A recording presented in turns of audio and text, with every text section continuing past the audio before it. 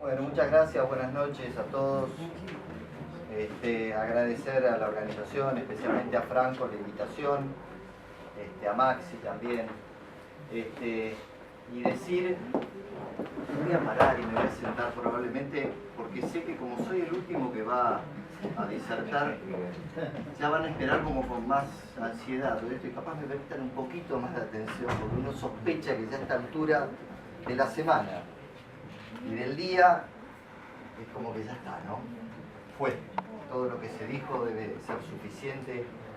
Y lo que venga a contar yo tampoco va a terminar de darnos todo lo que vinimos a buscar, que ya lo encontramos.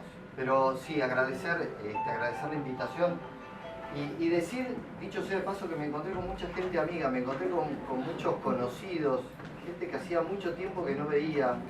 Recién Marisa Borda, que estuvo acá exponiendo desde el Servicio Penitenciario Federal, contaba las experiencias. Yo para comentarles simplemente ir tratando de enmarcar la charla, que lo único que tiene como pretensión es dejar capaz la semillita de alguna inquietud, solo y únicamente eso, alguna inquietud. Si nos podemos ir con una inquietud sería buenísimo. Yo soy juez de ejecución en el Departamento Judicial de Quilmes hace casi 10 años, 9 años. Y antes de ser juez de ejecución fui secretario de ejecución en un juzgado federal, en un juzgado nacional, juzgado de ejecución penal número 2 de la capital federal, casi por 10 años. Con lo cual hace prácticamente 20 años que recorro cárceles federales, recorro cárceles de la provincia de Buenos Aires, conozco muchas cárceles de provincias, incluso conozco cárceles de otros países también. Y bueno, nada, es mucha experiencia y por eso es mucha gente conocida. Insisto, Marisa la conocí hace, no sé, como, no quiero decir 20 años, pero 17 años, 16 años atrás. Y la conocí en experiencias en las que no eran muy habituales, porque acá se dijeron algunas cosas que voy a ir tomando y usando para adaptar una charla que hoy tenía como disertantes 3 jueces de ejecución. Estoy yo solo, me dijeron que yo iba a hablar media hora, así que preparé una charla de 1 hora y media. No, mentira. Voy a mantener la media hora como para seguir aliviando la chance de que no miren la hora y nos vamos más rápido dentro de un rato. Pero la conocí a Marisa hace como 17 años atrás, más o menos, cuando los funcionarios judiciales no acostumbraban a ir a las cárceles. Los funcionarios judiciales tenían la cárcel como un espacio de absoluta lejanía, no se iba a la cárcel, no se debía ir a la cárcel. Y para eso después traje un relato de Pierre Bourdieu, porque capaz refleja un poco esta cuestión que yo voy a empezar ahora a hablar. Los funcionarios judiciales no iban a la cárcel porque no les correspondía al juez ir a la cárcel, era al revés, capaz que el preso venía al despacho del juez, sin ánimo de hacer de esto una cuestión religiosa, pero el juez con una cruz muy grande que marcaba incluso hasta las razones por las cuales estaba frente al juez, y el juez lo entrevistaba apenas algunos minutos y le preguntaba de cosas que quizás tenían que ver con su vida personal, a veces para tomar la decisión de qué sentencia dictar, porque era un procedimiento escrito en aquella época, y nunca, absolutamente nunca, para decidir sobre la libertad condicional, que era la otra instancia que podía aparecer cuando terminaba la condena. Una vez que se dictaba condena, el otro instituto posterior que podía llegar a aparecer en la instancia judicial era la libertad condicional. Y eso, como todos sabemos, los que estamos acá, o casi todos los que estamos acá conocemos, era de otra época, ¿no? Cuando no existían las leyes de ejecución, con lo cual el juez tomaba la decisión de la libertad condicional a partir de los informes que recibía del servicio penitenciario. Esa era la época anterior a la creación de la ley 24660, de la 12256 en el caso de la provincia de Buenos Aires. En el caso del resto de las provincias del país, aquellos que adhirieron a la 24660, alguna provincia legisló en particular, como lo hizo la provincia de Buenos Aires, no con tanto detalle, pero todo esto sucedió del 98 para acá. Es decir, del 98 para atrás, aquellos funcionarios judiciales como yo, que peinamos canas, y otros que ya no las pueden peinar, pero que también vienen de esa época, reconocen en estas prácticas algo que todavía no se terminó de desterrar. no se terminó de cerrar. Aquellos que trabajan en la cárcel sabrán, especialmente en las cárceles de la provincia de Buenos Aires, sabrán que con algún esfuerzo van a hacer esas visitas institucionales que la Corte encomendó, pero los funcionarios judiciales no resistimos a ir a la cárcel. Y vuelvo, y me encontré con Marisa que 17 años atrás, nosotros, no sé por qué, porque capaz era así nuestra manera de trabajar, porque nos parecía que era la manera, era la forma, íbamos a la cárcel. Íbamos a la cárcel y yo tenía, me acuerdo, digo yo, pero no era yo solo, yo era secretario en esa época, entonces íbamos a la cárcel, teníamos jornadas larguísimas. Yo me acuerdo de entrevistar ¿cuántos? 60, 70 internos. Devoto, en aquella época, debe seguir siéndolo, no tengo muy claro ahora cómo están distribuidas las cuestiones de organización, pero Devoto era la cárcel que establecía procesados, cárcel naturalmente para procesados. Cuando llegaba la sentencia firme, la cárcel de Devoto se transformaba en aquella que empezaba a eyectar a los condenados a distintos penales de lo que era el servicio penitenciario, toda su dimensión a nivel país. Entonces, cuando yo tenía los presos en Devoto, lo primero que tenía que hacer era irme urgente a Devoto, porque era donde atrapaba todo el problema. Y yo el problema lo atrapaba ni con la defensa ni con la fiscalía, mucho menos con el servicio penitenciario, que era mi enemigo. Yo lo atacaba con el preso. ¿Por qué? Porque yo lo entrevistaba al preso con el expediente, con la causa. Yo me llevaba las pilas de causas. A veces, al principio no las llevaba porque no entendía bien. Yo iba y escuchaba nada más. Pero después me iba con los expedientes. Entonces yo ahí tenía el expediente que me decía 6 años de prisión. ¿Hace cuánto que estás detenido vos? 1 año y medio. Hace 1 año y medio. Vos la mitad de la condena la vas a tener para tal fecha. A vos te van a mandar a Chaco. No, Chaco no, porque sí, porque no, porque esto, porque lo otro. Digo, yo ya empezaba a entender cómo funcionaba el sistema y me adelantaba algunas cuestiones, entonces hablaba no especialmente con Marisa. Marisa era del área social. Después vamos a hablar de lo que son las áreas sociales también dentro del servicio. No vamos a hablar mucho, pero vamos a hacer alguna referencia. Digo, las áreas sociales siempre son esas áreas donde es lo social.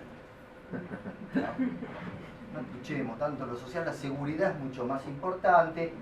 Después vienen los especialistas de tratamiento. Lo social, bueno, viene la familia, ¿no? Bueno, y yo hablaba con Marisa porque en esa época, tengo que decirlo, Marisa era la que entraba a la cárcel, entraba al penal, entraba al pabellón. No todos los profesionales entraban en Devoto, y en otras cárceles también sucedía, entraban a la cárcel, entraban al pabellón. Entonces, los informes se hacían de manera teórica. ¿Y qué era? Teórica, se llenaba un formulario, se veía reincidente, no reincidente, más de 35, menos de 35, cruces por todos lados, Chaco, esto, lo otro, no lo veía nadie. Pero el contacto, que no era el contacto que yo tenía, a mí me lo traían a la oficina era entrar al pabellón, era escuchar, era entender, y el tipo le decía, no, yo tengo a mi hija bajo tratamiento de no sé qué cosa, que tiene y necesita, porque yo la tengo que... Esa escucha generaba que ya esto que eran cruces rellenadas, tuvieran otra perspectiva y análisis en esa cuestión. Entonces, esa parte que me enseñó Marisa, porque yo tampoco entendía, uno va pisando y como va caminando, va encontrando las puertitas donde se va abriendo. Y claro, yo me encontraba cuando abría una puerta, porque yo quería hablar con la gente de tratamiento, entraba con la gente de tratamiento, la gente de tratamiento estaba siempre en la misma oficina, sentada, eran 2 personas, en Devoto, pero que nunca habían entrado, no lo conocían al interno. Y eso para mí era una preocupación.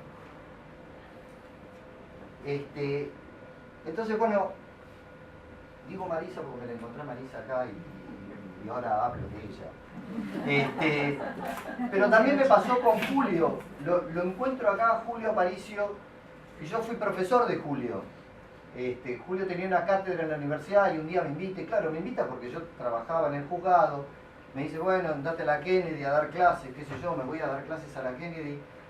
Y Y Julio, para que entendamos por qué estamos transitando esto de lo social, y lo dejo lo social para poder entender por qué hablo de lo social. Julio en aquella oportunidad, en el 98, mucho antes del 98, para cuando se propone la creación de los juzgados de ejecución, ¿saben cuántos juzgados de ejecución funcionan en la capital federal? ¿Nadie sabe? Bueno, en la capital federal en este momento hay 5 juzgados de ejecución en funcionamiento. 3 en principio a pleno, 2 más o menos, porque hace 3 años que están... 3 años hace que están funcionando más o menos, sin lugar físico, sin personal completo, sin trabajar con detenidos, pero que están creados de hace más de 10 años esos 2 juzgados extra. Pero más allá de eso, esos 3 juzgados que ya están creados y funcionando, en un principio empezaron en funcionamiento 2. Yo trabajaba en uno de esos 2 al principio. ¿Saben cuántos juzgados de ejecución propuso Julio Aparicio hace casi 20 años atrás? Digan un número. 10. 16. 3 y 2 más o menos. Y así funciona el control jurisdiccional de la ejecución de la pena en Capital Federal, con la problemática de, decían, Candelaria y Río Gallegos. Bueno, pero como no quiero dar lástima respecto de nación, porque yo trabajo en provincia, voy a dar la lástima desde la provincia de Buenos Aires. Entonces, no, pero claro, ¿cuál es la clave? Porque digo, la capacitación. El problema de la capacitación lo tenemos nosotros mismos, los juzgados, el Poder Judicial. No lo tiene solamente el servicio penitenciario. Hoy se dijo varias veces que en el servicio penitenciario uno encuentra receptividad, y es cierto. Y es cierto, se encuentra más receptividad en aceptar y transformar y aceptar esas transformaciones en espacios donde el prejuicio aparece, y el servicio penitenciario, la policía. Es el Poder Judicial el principal objetor de estos cambios y transformaciones. Justamente por eso, me voy a poner a leer un libro de 200 hojas. No, mentira, es apenas un poquito de... Yo necesito de anteojos. Hace rato que yo necesito anteojos, pero... La miseria del mundo se llama este libro. Este libro es de Pierre Bourdieu, es una compilación de relatos y de entrevistas que hace de tipo que es un sociólogo francés. Y no está hablando ni de Quilmes ni de la capital federal, está hablando de París. Y hace una referencia, y les pido 1000 disculpas que sea medio plomo, pero es un poquito como para empezar, digo, como para poder hacer pie por dónde es que quiero caminar, con el tema de lo social. El juez de ejecución, no se llama así en Francia, dice, es el encargado de aplicar las penas impuestas por los jueces del parquet, allá se llama así, el Ministerio Público. Es decir, el juez de ejecución de Francia, igual que acá, ¿no? Es el encargado de reducirlas o transformarlas, en la mayoría de los casos, concediendo semilibertades, destinos externos, libertades condicionales. Se sitúa en la intersección de 2 sistemas de exigencias y representaciones contradictorias. Siempre se sospechó que deshacía lo hecho por el veredicto del juez y por lo tanto, el juez de ejecución, debilitaba la autoridad de la justicia. Por otra parte, los magistrados lo miran desde muy arriba porque representa lo social. Lo social no es interesante, es fastidioso, dicen, de segunda clase. No pertenece a la nobleza judicial. Lo judicial es la redacción de autos procesales, son los problemas jurídicos. Pero en cuanto a acompañar a la gente en su vida para saber qué le sucede y tratar de ayudarlos, es eso. La dificultad de su posición se redobla además, porque no solo ve en la necesidad de lograr que el parquet y el tribunal acepten sus medidas de indulgencia, previstas por la ley, porque por otro lado, dicho sea de paso, el juez no es que un día se levante y dice hoy voy a modificar lo que dijo el tribunal, ¿saben qué? No saben nada, no entienden nada de la ley ni del derecho. Y tranquilizar a directores de institutos penitenciarios, siempre dispuestos a invocar los sinsabores pasados para justificar su prudencia, sino también de actuar como solicitante haciendo tramiteríos ante todo tipo de organismos, asociaciones, fundaciones y representantes de diferentes colectivos sociales. Es decir, esto que les voy a contar ahora es lo que pasa en Francia también. Es decir, el juez de ejecución es el que lidia con los tribunales, porque cambiamos todo, otorgamos libertades. ¿Para qué? Libertades, beneficios, ¿no? Estamos acostumbrados a escuchar la palabra de beneficios. El juez de ejecución lidia con el servicio penitenciario. ¿Por qué lidia con el servicio? Porque el servicio penitenciario es inconveniencia. Inconveniencia, el muchacho, ¿no? Doctor. En el medio de la inconveniencia, de la modificación, todos los problemas que aparece hoy, llamé al hospital, yo saqué turno con infectología para que un interno que tiene una infección en la pierna le hagan una toilette y lo puedan operar dentro de un mes más o menos. El turno lo saqué yo. Yo no puedo descansar en el servicio de salud para que salud, hospitales, maneje eso que podría ser un tramiterío, como dice Bourdieu, y lo hice yo. Lo hice yo, lo pudo haber hecho cualquier chico del juzgado, cualquier personal del... Hay cosas que hacemos, los tramiteríos son constantes. Entonces estamos a cargo de lo social, de lo no importante. Pero ¿qué pasa? Nosotros modificamos el cumplimiento de las penas porque sí, porque se nos ocurre, porque un día nos despertamos de buen humor y hoy le queremos dar libertades a cualquiera. Este cambio que se produce, en primer lugar con la modificación de la Constitución en el año 94 y la incorporación de instrumentos internacionales, artículo 75, inciso 22, nos obliga a reconsiderar lo que hasta en esa época era práctica judicial para nosotros los judiciales de toda la vida y para los penitenciarios de toda la vida, que es que las penas de prisión de efectivo cumplimiento dejaron de ser penas para ser cumplidas en su totalidad dentro de la cárcel. Dejaron de serlo. Y como dejaron de serlo, tenemos que procurar que la persona que esté privada de su libertad esté la menor cantidad de tiempo privada de ella. Y no porque el juez de ejecución se levantó de buen humor y hoy dijo, los voy a dejar en libertad. La ley, estos pactos internacionales que receptan el principio de reinserción social, los adaptó la ley de ejecución, los tomó y los puso en primer plano. Entonces, como los puso en primer plano, todos aquellos institutos liberatorios son los que el servicio penitenciario tiene que buscar potenciar para poder conseguir que la persona esté la menor cantidad de tiempo posible presa. Y cuando digo la menor cantidad de tiempo posible presa, no digo que no esté presa, que se utilicen todos los mecanismos necesarios para que, si podemos generar que la progresividad se cumpla de manera efectiva, aquellos que están en las áreas de tratamiento me podrán decir si no resultan más efectivos para que luego, cuando la persona está en libertad, no vuelva a cometer delitos.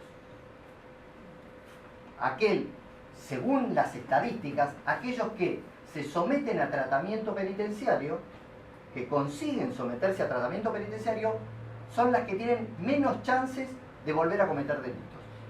Y entonces, aquel que está sometido a tratamiento penitenciario y se ve y puede utilizar aquellos institutos que están comprendidos dentro de la progresividad, que son las salidas transitorias, la semidetención, las libertades anticipadas, son aquellas personas que luego van a tener menos chances de reincidir en el delito. Pero este cambio paradigmático, obviamente, tiene que venir acompañado de estrategias de capacitación en el área del servicio. Haría el servicio por un lado